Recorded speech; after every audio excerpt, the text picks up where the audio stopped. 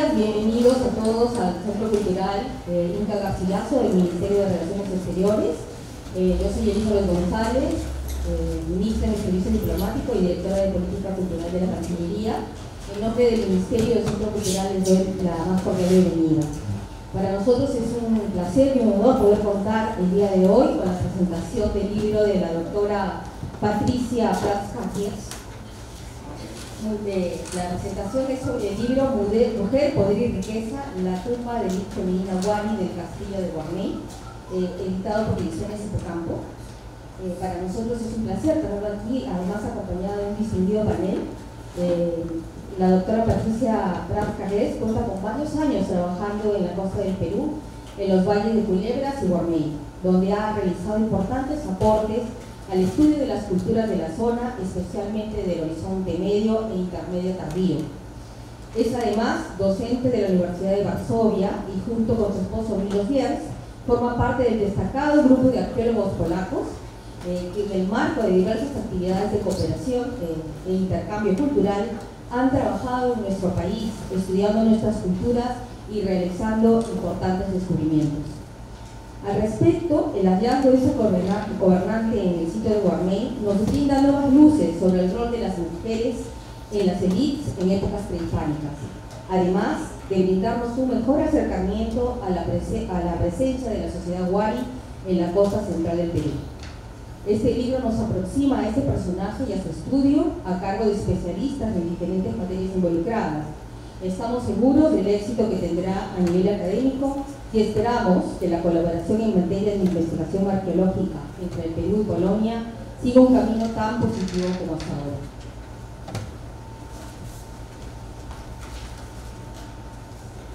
Es para nosotros un gran honor poder contar con los comentarios en esta oportunidad a cargo del doctor Krzysztof Makowski.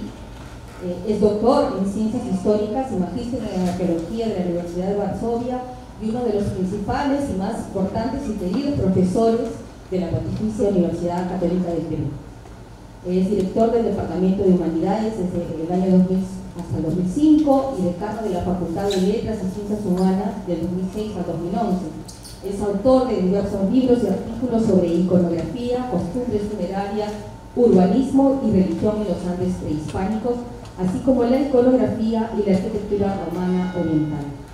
También nos acompaña la doctora Lucía Watson, doctora en antropología por la Universidad Nacional Autónoma de México, quien acaba de publicar el libro Los Pardos de Ancón, 800 a 1532 años después de Cristo, por el British Archaeological Reports. Actualmente se desempeña como asesora de cultura en organismos internacionales y es la codirectora del proyecto de investigación Momias como Microcosmos de Western Ontario University. Su experiencia profesional la ha desarrollado en Perú, Sudán, Nicaragua y México, y ha desempeñado cargos directivos relacionados a la promoción y gestión de temas educativos y culturales. Asimismo, nos acompaña la doctora Sofía Chacaltana Cortés, doctora en antropología por la Universidad de Illinois en Chicago y licenciada en arqueología por la Pontificia Universidad Católica del Perú. Ha sido postdoctorante en el Museo Field de Chicago, participado y dirigido en programas multidisciplinarios de arqueología en los Andes Sur centrales y del programa Capañán del Ministerio de Cultura. Es investigadora asociada al Museo del Arco y al Perú Museo de Historia Nacional en Chicago, autora de libros y artículos sobre los procesos de colonización llevados a cabo por ciudades prehispánicas, la gobernanza del agua y la tecnología hidráulicas prehispánicas y estudia las dinámicas del género andino. Muchas gracias por acompañarnos en esta mesa. Bienvenidos al Centro Cultural Inca Garcilaso, bienvenidos a todos ustedes. Muchas gracias. Con la invitación a Patricia, es para mí un momento muy emotivo, justamente hacía un poco de recuerdos. Hace 20 años casi he tenido el placer de conocer a una pareja encantadora de jóvenes estudiantes en la Universidad de Varsovia, Patricia Schotka y Milos Diaz, y apoyarlos en su iniciativa de conocer la costa norte del Perú. Creo que el perito se inició para que saldríamos de la luna, ¿no es cierto? Luego vino el proyecto de análisis de las representaciones de personajes sobrenaturales del Museo de Lima, material de maestría que se ha convertido en un libro que hemos publicado años atrás en la Católica, y luego la prospección sistemática y heroica en ciertos aspectos del Valle de Culebras, el Valle de Gila Guarmey y distante de esta valle de las horas de caminar aquí, trabajo que ha servido para ambos como punto de partida para sus tesis doctorales. Patricia se dedicó al estudio de periodos tardíos y en particular en la investigación sobre la cultura casa, cuyos orígenes otros investigadores obviamente ubican en los intermedios, cuando en realidad se trata de un fenómeno de los periodos intermedios tardíos y los tardíos. El sitio Tertete, estado para Patricia, es uno de los asentamientos más grandes e importantes de esta cultura. Luego de haber escrito, sustentado sus tesis doctorales y publicado los resultados sobre el Valle de Culebras, llegó el turno del Valle de Guarmey. Menciono toda esta historia tanto para presentar a la autora que es vaya conocida su obra, para confesar que el guío va a ser conectado desde adentro. No puede ser objetivo. He tenido el placer como asesor seguir de cerca el avance de investigaciones de Patricia Guios y participar en algunas de las líneas de trabajo. Y antes de iniciar este trabajo, el Guarmey estaba claro que este valle y Valle de Culebras compartían la misma historia. Al investigar la secuencia ocupacional, quedaba también claro que luego de una importante ocupación mucho con la arquitectura monumental, hay una ruptura y una reorganización, un periodo de grandes cambios en todos los aspectos de la cultura material, un periodo de cambios que guarda relación con la aparición de la cerámica del Horizonte Medio. Iniciar trabajos en el castillo de Guarmey, el asentamiento de mayor monumentalidad en ambos valles, relacionado con la literatura del tema con Noche Tardío, de manera equivocada, fue muy imperativo. Los trabajos realizados desde el 2010 hasta el presente demostraron la importancia de un proyecto de excavación en área a largo plazo para entender a cabalidad un sitio arqueológico. Lo digo porque a menudo pensamos que la tarea primera del arqueólogo es poner el valor y nos olvidamos que primero hay que entender lo que es el sitio y para eso hay que invertir buena parte de nuestra vida en una excavación en área a largo plazo con trabajos sostenidos como lo han hecho Patricia y Guios. Y la historia del castillo de Guarmey puede llegar a manuales de metodología de arqueología justamente como demostración, como cambia de visión a medida que pasan las temporadas. El castillo de Guarmey estuvo mencionado por notables arqueólogos a título de hipótesis, por cierto, como una posible pirámide de Noche Tardío. El castillo de Guarmey es sin duda el edificio, el conjunto, el complejo arquitectónico más importante de ambos valles, aparte de Tentén.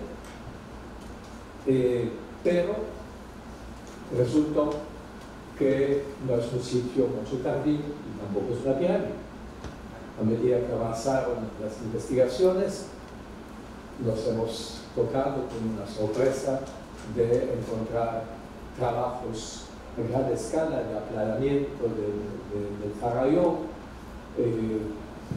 de construcción de torres funerarias chulpas, y poco a poco se estaba tejiendo la narrativa que encontraron ustedes en parte en este libro, en la que queda claro que se trata de capital del Imperio Huari, y primer capital Huari de la costa. La más grande de chulpas pintadas de color rojo, de ahí nombre Monzo de Rojo, es justamente el monumento excavado que ha dado origen al libro que estamos presentando hoy. La excavación controlada y registrada, y luego trabajo de especialistas de diferentes materias, ha dado lugar a este libro que es apasionante, a pesar de que se trata de una descripción. Es una descripción densa, es decir, de Gibbs.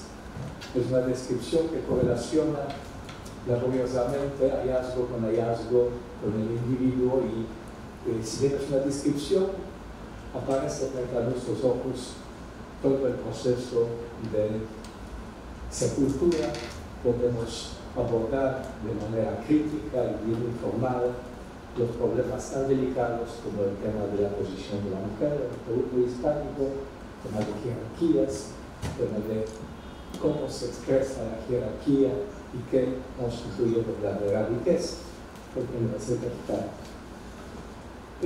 Para llegar a estos resultados, tenían que trabajar mano a mano, primero 3 arqueólogos, Patricia Ríos y Roberto Pimentel, un especialista en bioarqueología, trabajo de excavación, y luego un equipo aún más amplio, donde llegaron a ayudar en toda esta rompecabezas, aparte de bioarqueólogos y socios, especialistas en el registro gráfico computarizado, Julia Hiwa, documentación de 3 dimensiones y Artes. Gracias a ello, ustedes encontrarán resultados para mí completamente sorprendentes que permiten justamente evaluar y comparar la historia post-oposicional, como decimos taxonomía, individuo por individuo, y intentar reconstruir cómo se llegó a constituir este contexto funerario completamente único en toda la arqueología del Perú. Si bien, hay que decirlo, después de tantas décadas de no encontrar mujeres prehispánicas, hasta los años 70, ni iconografía, ni tomarla en cuenta en comportamientos funerarios, en últimas décadas hay, creo que, más mujeres importantes, fotos importantes en el registro arqueológico. Eso no quita que este contexto, con 46 mujeres nobles y unos más acompañantes, de hecho es enigmático para todos quiénes han sido estas mujeres, porque han sido ejecutados ahí, y supongo que mis colegas de la mesa van a ahondar en estos aspectos. Entonces yo no quiero analizar a profundidad estos temas, solo los dejo con una visión general. Estamos frente a un proceso de construcción de una torre funeraria, probablemente una de las primeras en esta necrópolis, de hecho la más importante, donde se ha decidido cavar la roca y construir una cámara, subdividiéndola en 2 partes. La mayor para dar sepultura a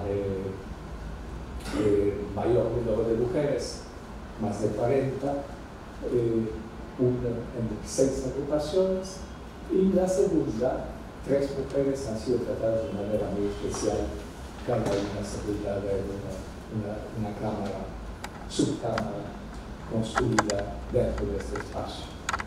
Y lo que es interesante, todo este complejo rito funerario precedió en realidad la construcción de un monumento funerario. Una sepultura de mujeres es la base de una torre donde hay otros entierros, posiblemente de individuos masculinos.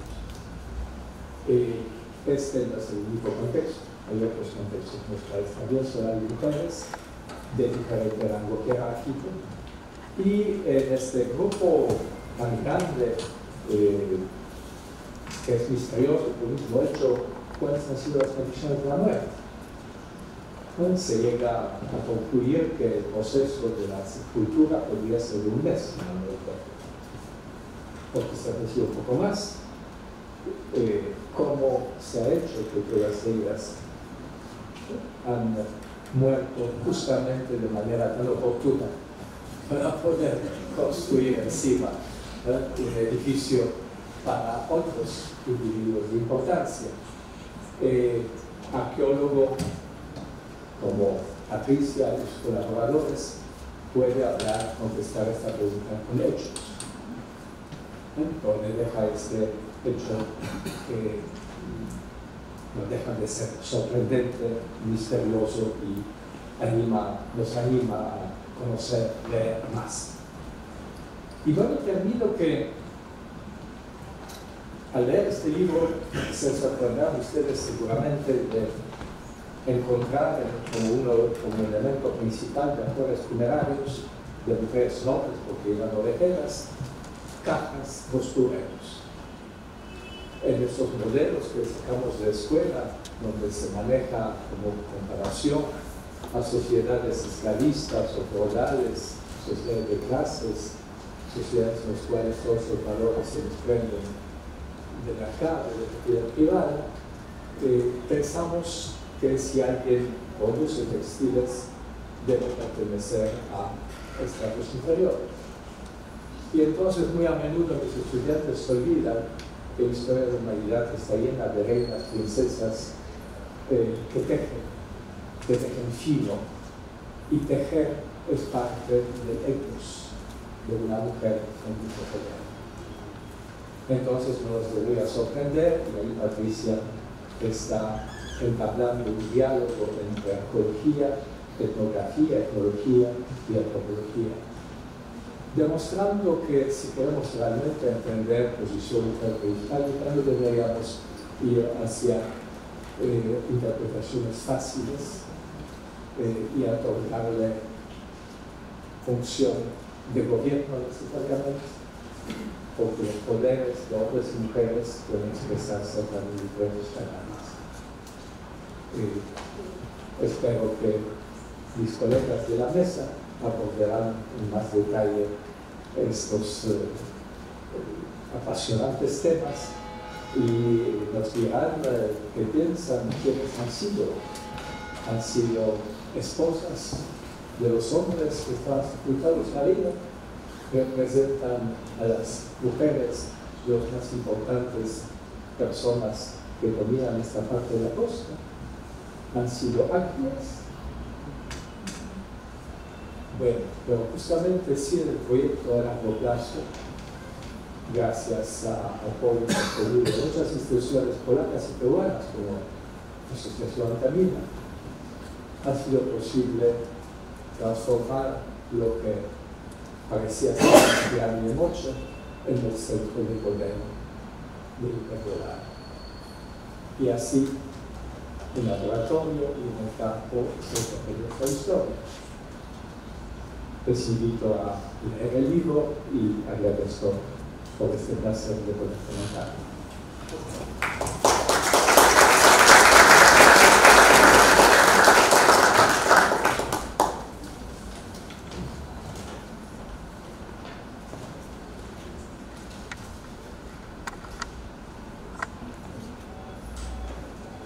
Buenas tardes con todos.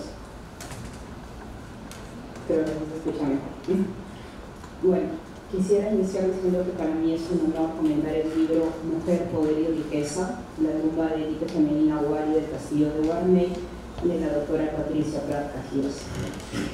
Y me alegra ver cómo proyectos internacionales de tan alto nivel como el Castillo de Guarmey asumen un compromiso con la comunidad en general, al presentar el resultado de sus investigaciones no solo para un público especializado, sino también para la población en general. Todos aquellos que emprendemos el ejercicio académico y con ello las publicaciones, sabemos que si bien nuestro fin máximo es hacer llevar nuestro conocimiento a la mayor cantidad de audiencia posible, sin restar información obtenida, somos tan conscientes que esto es lo más difícil. Algo que este libro, Mujer, Poder y Riqueza, logra de manera sobresaliente. En primer lugar, felicito el trabajo pulcramente presentado en español. Un libro tan bien escrito que su lectura fluye sin ninguna dificultad. Y tiene además un minucioso grado de descripción en un lenguaje sencillo, acompañado de imágenes de altísima calidad. Esto hace que esta obra llegue a un público general y a su vez sea una fuente de consulta como material de referencia para futuros trabajos comparativos. Y en eso debo decir gracias.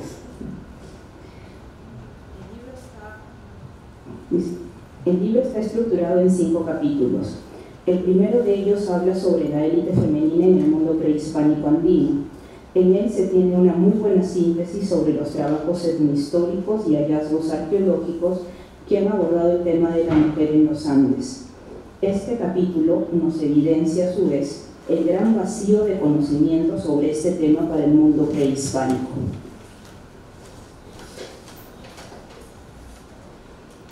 Lo que hace que el tema de la mujer haya sido pocas veces mencionado, ya sea por falta de interés de los investigadores o quizás por ser un tema de poco interés en tiempos pasados, donde se asumía erróneamente un rol menos relevante o más pasivo a las mujeres en las sociedades prehispánicas. Es recientemente que estamos en una época en la que se tiende a lo que yo considero humanizar los estudios arqueológicos, es decir, tratar de entender realmente a las personas que conformaban estas sociedades en el pasado y las relaciones interpersonales que se daban entre ellas. Por lo que este libro viene a contribuir de una manera contundente y con base en resultados concretos, nuevos escenarios que nos permiten salir de modelos arquetípicos o estereotipos sobre los que se basa en tratar de entender el rol de la mujer en el antiguo Perú, como lo señalaba Rostorowski en la figura de Mama Oyo y Mama Huaco, es decir, la figura de una mujer maternal y hogareña versus una mujer guerrera. El libro habla de mujer, poder y riqueza, y a este punto nos lleva a cuestionarnos ¿de qué tipo de mujer estamos hablando? No podemos negar la existencia desde siempre del poder de la mujer en esferas privadas domésticas e incluso su alcance en la esfera sociopolítica. Basta con ello mirar el papel que desempeñan las hijas, esposas, madres y amantes de altos gobernantes. Sin embargo, en los Andes prehispánicos, el poder de las mujeres saldría desde la esfera privada. ¿Cómo se obtendría este poder para el caso de las mujeres de alto estatus? El hallazgo de la dama de la subcámara oeste, que corresponde a un individuo femenino de 35 a 40 años, descrito por la autora como la más joven de las damas distinguidas de la cámara principal y con el ajuar menos complejo de este grupo,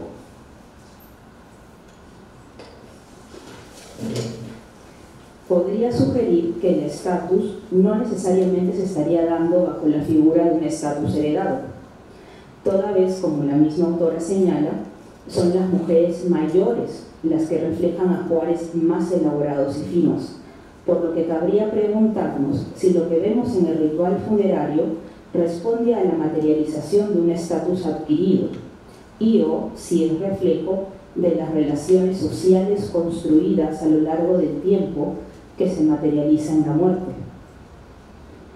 Por otro lado, el individuo 6 del grupo A corresponde a una mujer de 20 años de edad al momento de la muerte y es a su vez el que tiene el ajuar más complejo, lo que nos señala que si bien se estaría dando una forma de obtención de estatus a lo largo del tiempo de la vida del individuo, es decir, de la mujer, esto no excluye las formas de estatus heredado. Quisiera resaltar los análisis interdisciplinarios, los sistemas de información georreferenciada y los estudios bioarqueológicos, como bien mencionó el doctor Makowski, ya que permiten entender el contexto funerario, o sea, la tumba, y su reconstrucción hacia el ritual de entierro con un alto grado de detalle y basado en la evidencia material.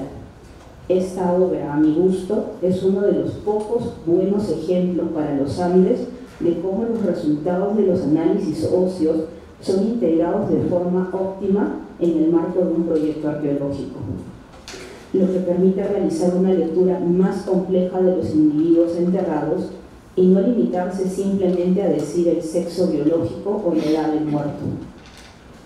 A lo largo de esta obra vemos que se habla de la representación de la aristocracia femenina, entre comillas lo pongo. Yo invito a la autora y a los lectores en general a preguntarnos si sería posible pensar en la aristocracia de Guarmey a partir de este hallazgo, claramente. Planteo esto en relación a lo que encuentra, es decir, las vasijas de cocción reducida con decoración impresa, que son encontradas en la cámara principal, las cuales son típicas de la costa norte. Por lo que, siguiendo los análisis de la bioarqueóloga Kunston, nos dice que este grupo de mujeres es de origen local, nos plantea la pregunta: ¿cuál era el rol en relación a la construcción de relaciones con los grupos vecinos? ¿Qué hacían las mujeres para entablar este tipo de relaciones? Y ante eso no podemos negar la fuerte relación existente entre las esferas sociales, político y económicos del mundo prehispánico. No nos olvidemos que en nuestras sociedades no se hacen relaciones económicas o políticas si no hay previamente una base social. Destaco el tema de las ofrendas, las que al parecer no serían solamente para un individuo específico, ya que a su vez se tendrían ofrendas para el grupo de cuerpos o incluso la cámara como conjunto. Un caso muy particular corresponde a los cuerpos sacrificados de la cámara principal. Me queda la duda ante este hallazgo si se trata en efecto de sacrificados a manera de ofrenda para el entierro, o si se tratase de un evento específico del ritual mortuorio de este contexto tan particular. Y es que no podemos olvidarnos que estamos ante el hallazgo de un contexto funerario de élite wari intacto, sin precedente en los Andes. Finalmente, vuelvo a felicitar el minucioso trabajo de integración de data, no solo arqueológico, sino también etnohistórico, en relación a las fuentes del siglo XVI y XVII.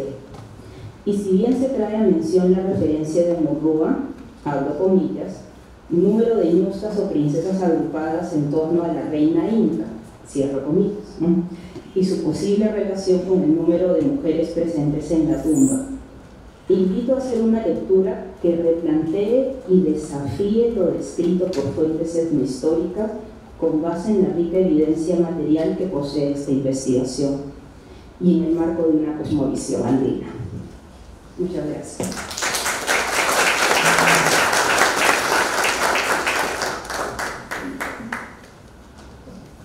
Bueno,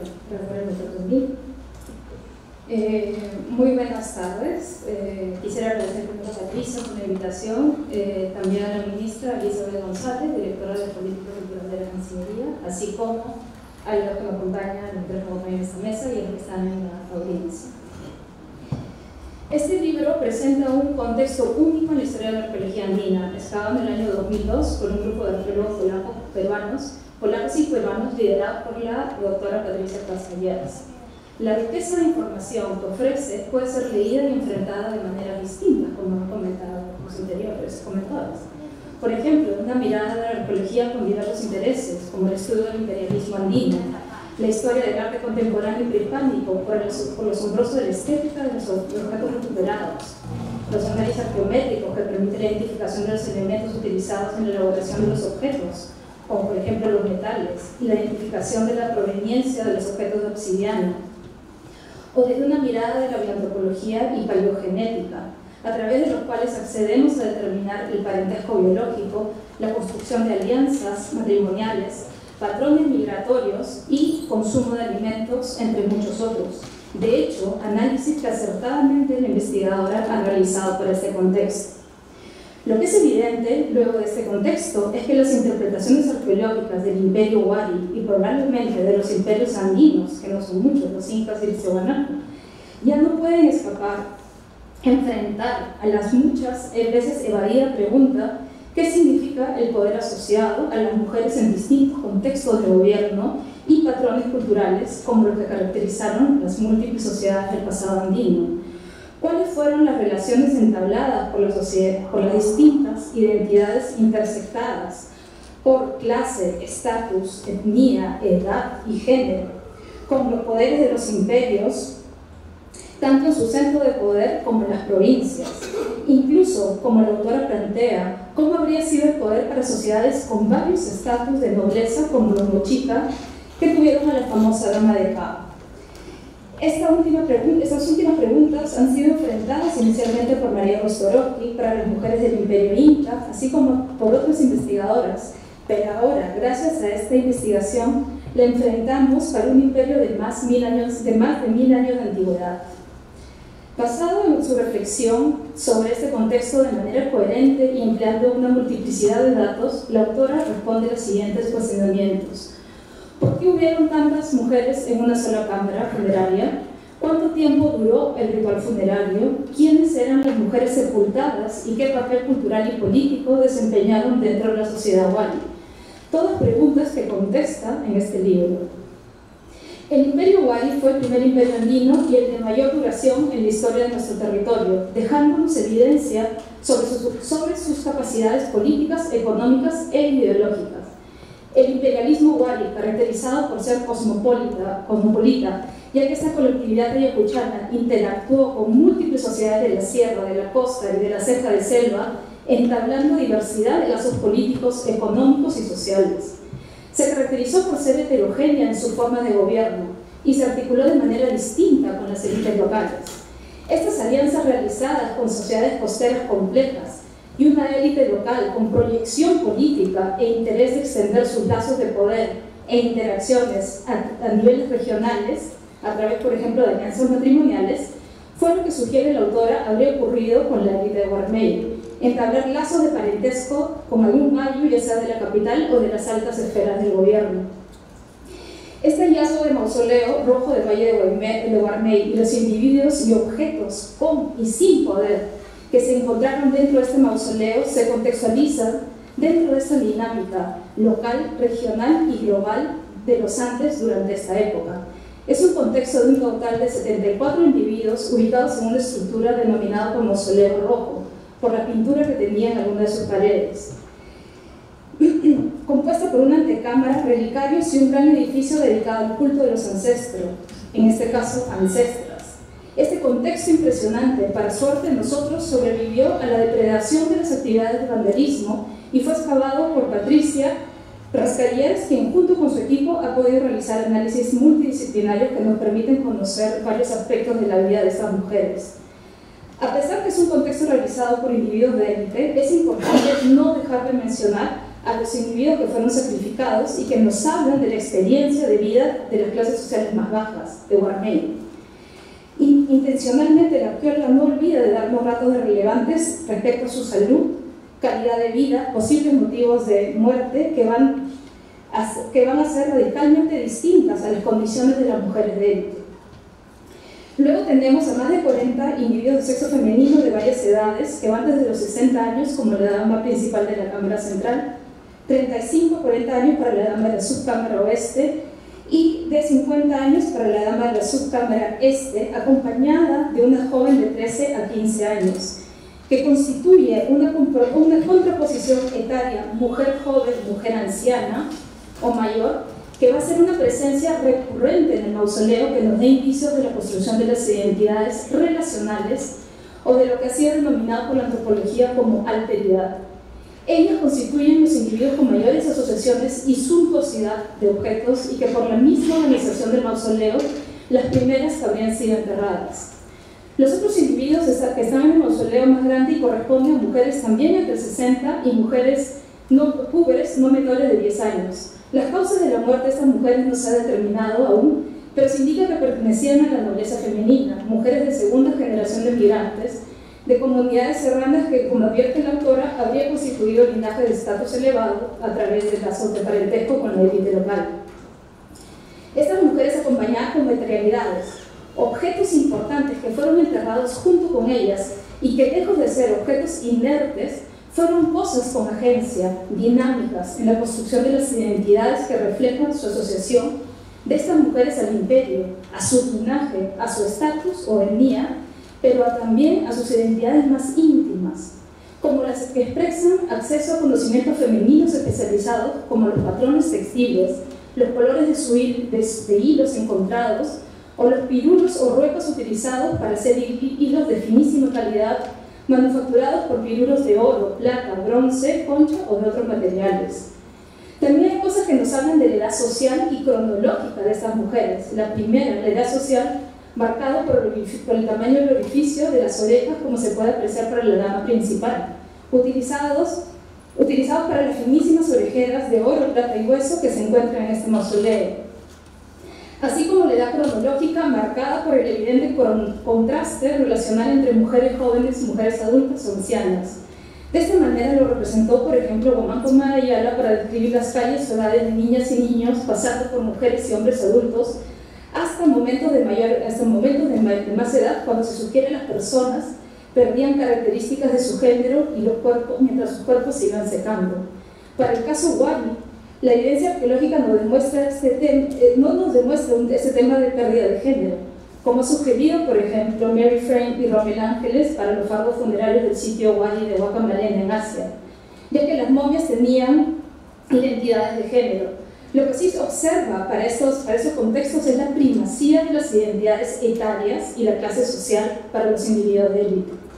Eso también se ve reflejado en la cerámica de una ancestra impresionante que está navegando en una balsa de Totora, que el autor lo relaciona al famoso mito de la mujer principal de Tainan, Seterni. Otro tema que me parece muy relevante es el de la dualidad que se expresa constantemente, no solo a través de la presencia de pares tejeros, pares de botellas representados no guardianes en la subcámara principal, de la dama principal, sino también en esta asociación mujer joven, mujer mayor, y en otras dinámicas como la presencia de objetos femeninos, como tupos, pirulos, textiles, pero también como estólicas o signos de poder asociados al ámbito de lo masculino.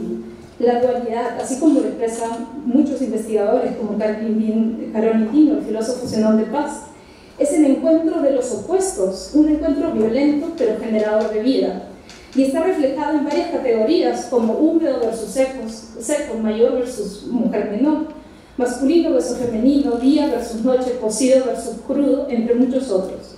Estos personajes del pasado prehispánico, así como menciona la autora, por ejemplo, para la dama de Cao, al parecer tendría accesos a estos poderes duales. Según algunos puntos de vista, una característica común para cosmovisiones de algunas sociedades amerindias, ya que la arqueóloga, por ejemplo, Rosemary Jones, también lo identifica para la élite maya de Guatemala con capacidades masculinas como femeninas, una especie de dominio de los poderes generadores de vida. Por otro lado, esta presencia de herramientas relacionadas a las labores textiles, expresando la identidad de tejedoras, de género, así como conocimiento textil especializado a través de la elaboración de hilos de fina calidad y las edades representadas en este contexto, hace reconocer algunos aspectos de la conocida institución inca de las Ayllus, como indica la investigadora. Las Ayllus incaicas tenían estatus sociales provenientes de clases sociales altas y bajas. Ingresaban muy jóvenes, por lo que había categorías etarias, aprendiendo las más jóvenes de las mayores, conformando distintas categorías de Ayllus, también simbolizadas con determinaciones de belleza y estética. Las Ayllus fueron mujeres especialistas en preparar chicha de jora y textiles de alta calidad, a través de los cuales los incas entablaron relaciones políticas y diplomáticas a partir de auspiciar grandes celebraciones o promover la construcción de parentesco con otros grupos.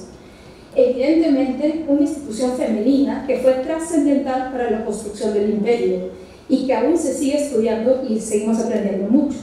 De esta manera, este trabajo le da una profundidad histórica a una de las instituciones más importantes del incanato. En este contexto se observan algunas características de esta institución, aunque habría que utilizar esta analogía con cautela para que nos permita identificar las diferencias y no caer en homogenizaciones del pasado andino. Finalmente, hablaré un poco sobre el poder que nos hace pensar este libro. La propuesta teórica del poder visto desde una perspectiva evolutiva sugiere que este va centralizándose y quedando en manos de cada vez menos personas o grupos.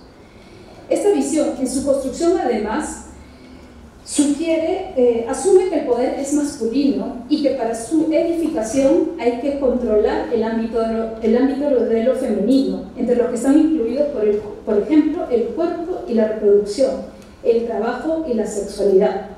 De esta manera, en general, los estudios de poder para el pasado siempre suelen sugerir de manera implícita o explícita que el poder solo es real cuando es político o militar, automáticamente asociado a la esfera de lo masculino, ya que si existe poder femenino, se lo relaciona a poderes rituales de corto alcance, como se ha propuesto en ocasiones para las sacerdotisas de San José del Moro. De esta manera, el poder femenino se entiende si éste se explica asociados a poderes masculinos. En ese sentido, el poder de las mujeres solamente se entiende asociado a un personaje masculino. Por ejemplo, el de las señoras de Cabo en relación al del señor Recipán. Cuando están explicados en base, o cuando están explicados también en base a determinismos biológicos, como la fertilidad y la maternidad, alejando de esa manera a las mujeres de las características políticas del poder, así como sugiriendo que estas tareas no tuvieran relevancia política. Acá radica la importancia de este libro, y el libro que Patricia Pratska-Piers nos presenta, enseñarnos un poder de tipo multifacético, donde se combinan varias dinámicas y donde es necesario aprender el dominio de aspectos duales, como lo masculino y lo femenino, así, y lo que hace además resignificar lo masculino y lo femenino, que se intersectan con estructuras de este imperio, el imperio Wari, con las tradiciones locales costeras, así como las identidades y conocimientos de estas mujeres de élite de distintas edades, viéndose a sí mismo, no olvidemos, reflejadas en las mujeres de no élite. Este contexto, entonces, nos permite acercarnos a sus identidades grupales y procesos de aprendizaje de poder, volviéndonos a las preguntas iniciales: ¿qué significa el poder y las mujeres en los imperios arcaicos? Una pregunta que, gracias a esta investigación y a la investigación de la doctora Pratska-Piers, vamos a continuar dilucidando, tomando en cuenta este contexto. Quisiera llamar la atención sobre un rasgo importante en este libro. A lo largo del mismo se observan varias fotos en que la autora aparece excavando con cuidado este contexto. Este acto no pasa desapercibido, creando una propuesta de una mujer encontrándose con otra, o mejor dicho, de una mujer rescatando del anonimato a otra, aunque una esté en el pasado. Desde mi punto de vista, este acto finaliza con la reconstrucción hiperrealista del rostro de la denominada Dama de Guarmey, que genera un impacto muy fuerte en las subjetividades, en este caso, por ejemplo, la mía, y me imagino un impacto en otras subjetividades de otras mujeres o personas, remitiéndonos a rostros conocidos que nos permiten no solo imaginarnos el personaje, sino verlo y verse reflejado en este. En lo personal, hace recordar a mi abuela, que me hubiera gustado pueda observar la tapa de este libro, leerlo y entender su contexto para que de alguna manera vea su rostro como el suyo o el de sus congéneres y amigas, muy pocas veces representado como protagonista principal de esta historia, o de una historia. A este hecho, también hay que agradecerle a Patricia. Muchas gracias.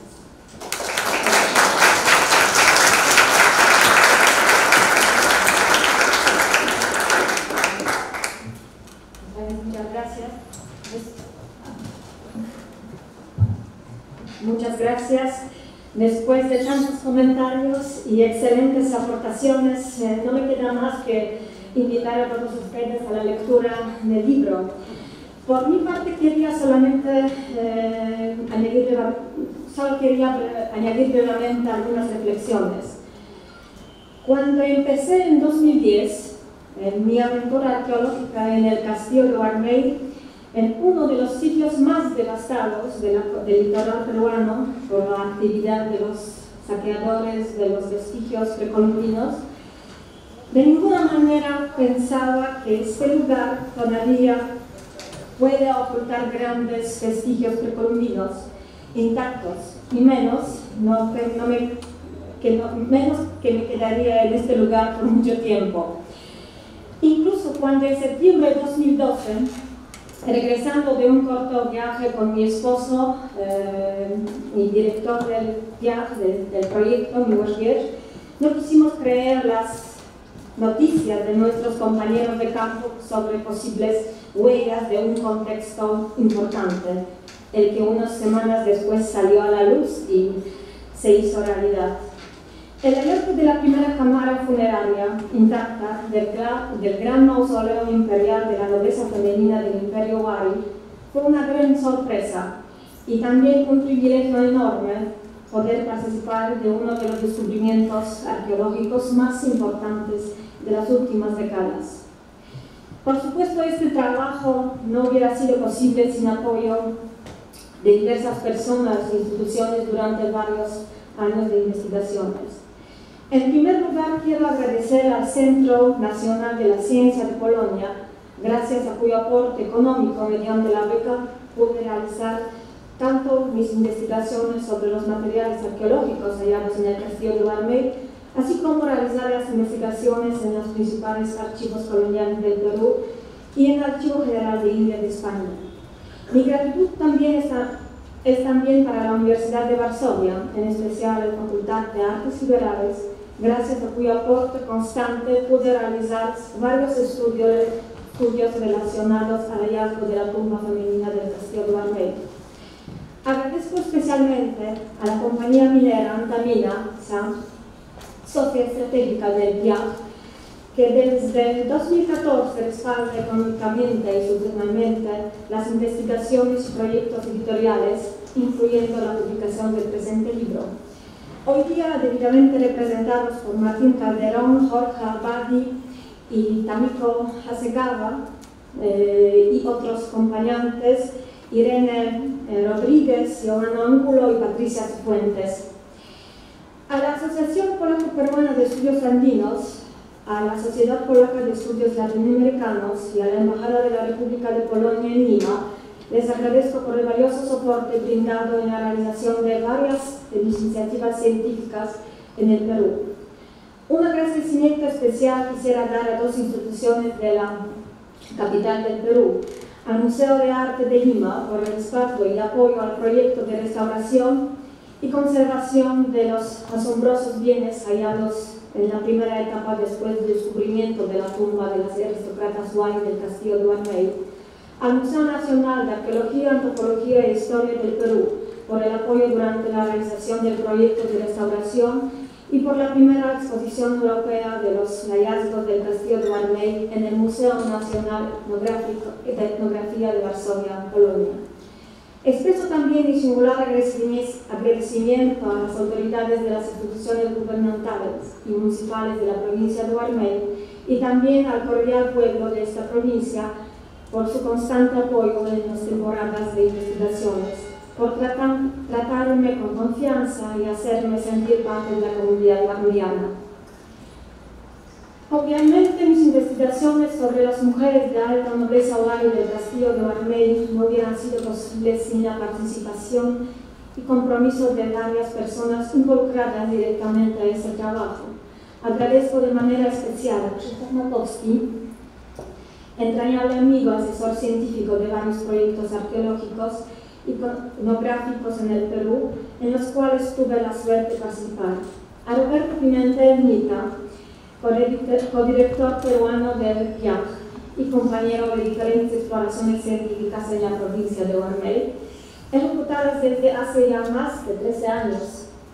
A Wisław Mięczkowski, destacado estudioso y amigo, quien ha brindado su valiosa contribución profesional en el análisis de las osamentas cuyos resultados están plasmados en este libro. A Jakub Staniszewski y Julia Gela por su valioso apoyo en la ejecución de los diferentes análisis espaciales de la distribución de los artefactos en los contextos funerarios y las reconstrucciones 3D incluidas en el presente libro.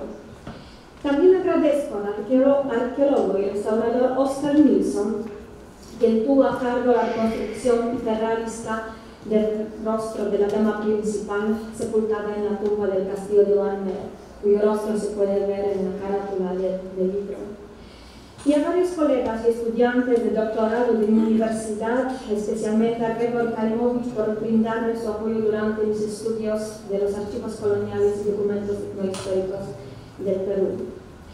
A través de la presente, expreso mi particular reconocimiento a la generosa ayuda prestada por mis amigos peruanos, entre ellos las familias patriarqueras Makowski y Lisowski, siempre dispuestos a brindarme ayuda en diferentes momentos de mi labor científica.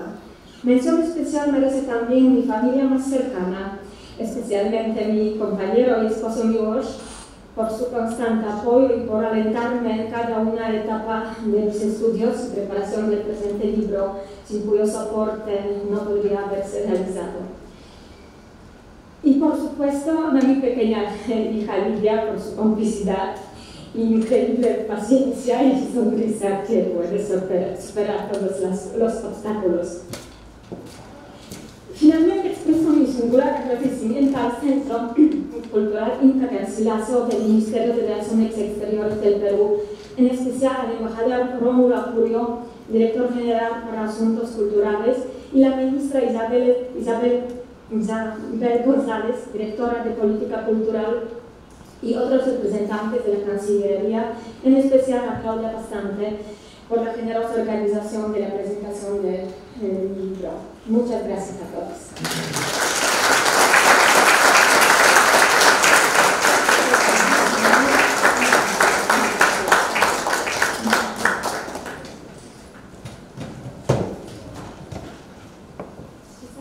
Patricia me pidió unos momentitos para que la editora representante de Editorial pudiera decirnos unas palabras. Sí.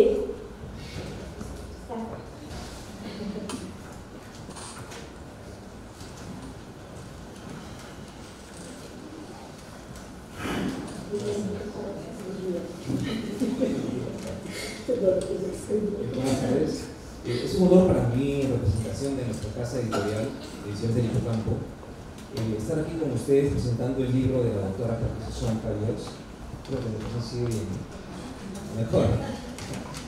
Mujer, Poder y Riqueza, la tumba de élite femenina Wari del Castillo de Guarmey. Es muy gratificante haber trabajado en la edición de este importante aporte al conocimiento de la prehistoria peruana, ya que he seguido de bastante cerca los esfuerzos y dedicación que la autora y todo su equipo de científicos peruanos y polacos han invertido durante varios años, incansablemente, en esta investigación, uno de cuyos muchos frutos vemos plasmados hoy en este bello y pulcro libro. Pero lo más significativo en este momento para mí es compartir la felicidad de la autora, su familia y amigos. Mis palabras serán breves, pero están cargadas de mucha emoción, muchas felicidades. Para culminar, quiero decirles que el día de hoy tenemos el libro a la venta a un precio promocional de 80 soles. Si llevan Patricia y amigos ambos el Castillo de Guarmey, hacemos un precio de paquete de 150 soles. Muchas gracias a la Cancillería y a todos ustedes.